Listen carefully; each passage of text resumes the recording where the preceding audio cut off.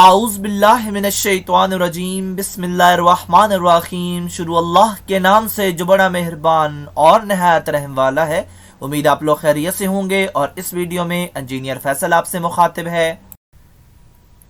आप देख रहे हैं पाकिस्तान का सबसे बड़ा चैनल केमिकल इंजीनियरिंग एज टेक, जो कि केमिकल इंजीनियर्स और डीए केमिकल के स्टूडेंट्स के लिए तैयार किया गया है।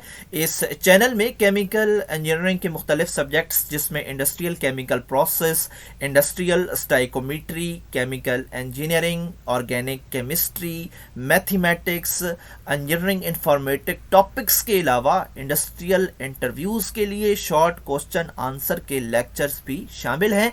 आप मेरे चैनल को सब्सक्राइब करेंगे तो मेरी हर लेटेस्ट वीडियो आपको मिलती रहेगी। हमारी आज की वीडियो का टॉपिक है डीआई फर्स्ट ईयर की मैथमेटिक्स एक्सरसाइज 1.2 है। क्वेश्चन नंबर 2 का पार्ट 2 है और दिए गए सवाल में पूछा जा रहा है फॉर व्हाट वैल्यू ऑफ के। हमने के की वैल्यू मालूम करनी है। The roots of the given equation are equal. जो गिवन इक्वेशन है जो सवाल में दी गई है उसके रूट्स इक्वल हैं। ये हमें बता दिया गया है कि रूट्स इक्वल हैं। जस्ट हमने के की वो वैल्यूज फाइंड करनी है जिनके लिए ये रूट्स इक्वल हैं। तो हमारे पास जो सवाल है वो क्योंकि उसमें इक्वल पहले ही बता दिया गया है तो इक्वल के बारे में एक स्टेटमेंट है हमारे पास, उसको भी देख लेते हैं। और इसके मुताबिक if B square negative 4ac is equal to 0 then roots of the equation will be real, rational and equal. तो यहाँ पे इक्वल का लफ्ज़ इस्तेमाल हुआ है। और इससे पहले जो क्वेश्चन नंबर 1 हम कर चुके हैं वहाँ पे जो हमने डिस्क्रिमिनेंट यूज़ किया है उसके अंदर जो डिस्क्रिमिनेंट था वो बी स्क्वायर नेगेटिव 4ac यहाँ तक इस्तेमाल होता था, वहाँ पे ना इक्वल था और ना ज़ीरो था। तो अगर हमारे पास पहले ही बता दिया जाए कि इक्वल हैं तो फिर हमने अपने डिस्क्रिमिनेंट में ये चेंजिंग करनी है, उसके सामने इक्वल भी लिखना है और ज़ीरो भी लिखना है और फिर हम अपने सवाल को प्रोसेस करेंगे। तो हमारे पास जो इक्वेशन अवेलेबल है ये स्टैंडर्ड फॉर्म में होनी चाहिए। और स्टैंडर्ड फॉर्म कैसी होती है यहाँ पे मैंने लिख दिया A X square plus B X plus constant. यहाँ पे ए बी और कॉन्स्टेंट जो है वो 1 2 3 या ए बी सी में से कुछ हो सकते हैं। साइन भी नेगेटिव हो सकता है।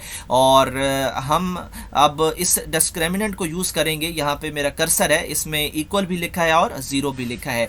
तो इस डिस्क्रिमिनेंट में जो वेरिएबल इस्तेमाल हो रहे हैं वो ए, बी और सी हैं, जो कि हम इसी अपनी इक्वेशन से फाइंड करेंगे। और इस इक्वेशन में जो एक्स स्क्वायर के साथ कोएफिशिएंट होता है वो ए होता है, जो सिंगल वेरिएबल के साथ कोएफिशिएंट होता है वो बी होता है, और जो कांस्टेंट होता है वो कांस्टेंट ही होता है यानी लास्ट वाला। और अगर उसके साथ नेगेटिव है तो हमने नेगेटिव को भी उठाना है।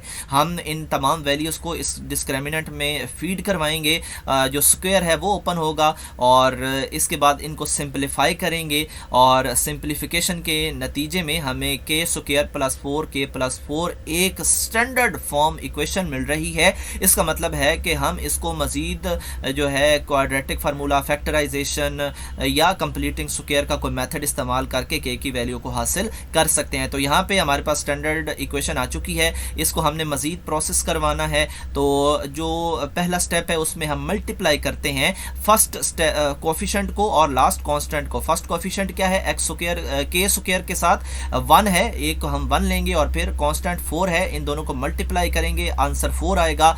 अब इसके अलावा हमने जो सिंगल यहाँ पे वेरिएबल होता है यानी के है, इसका भी हमने कोएफिशिएंट ले लेना है। तो यहाँ पे हमने जो मल्टीप्लिकेशन का रिजल्ट है उसके पेयर्स बनाने हैं और इसके पेयर्स जो हैं वो इस तरह बनाने हैं कि उनको मल्टीप्लाई करें तो यही मल्टीप्लिकेशन वाला रिजल्ट आना चाहिए यानी 4। और अगर हम इनको ऐड करें तो जो सेंटर वाला सिंगल वेरिएबल है इसका कोएफिशिएंट आना चाहिए। तो हमारे पास ये दोनों आ चुके हैं। अब अगर ये हमारे पास ये कंडीशंस पूरी हो रही हैं तो फिर इसका मतलब है कि हमने पेयर ठीक सेलेक्ट किया है, वरना हम पेयर चेंज करेंगे।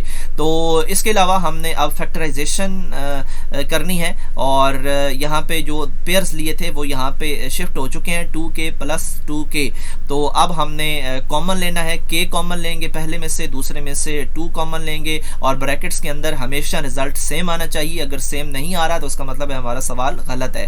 तो इसके अलावा जो सेम आते हैं उनमें से हम एक उठाते हैं, बाकी जो हम कॉमन लेते हैं उन दोनों को कंबाइन करते हैं और बारी बारी हम दोनों को 0 के इक्वल लिखते हैं ताकि हम k की वैल्यू हासिल कर सके। तो के की हमारे पास जो वैल्यू आ रही है -2 आ रही है और यही हमारा आंसर है। हमने के की वो वैल्यूज फाइंड कर ली हैं जिनके अगेंस्ट इक्वेशन के जो रूट्स हैं वो इक्वल हैं।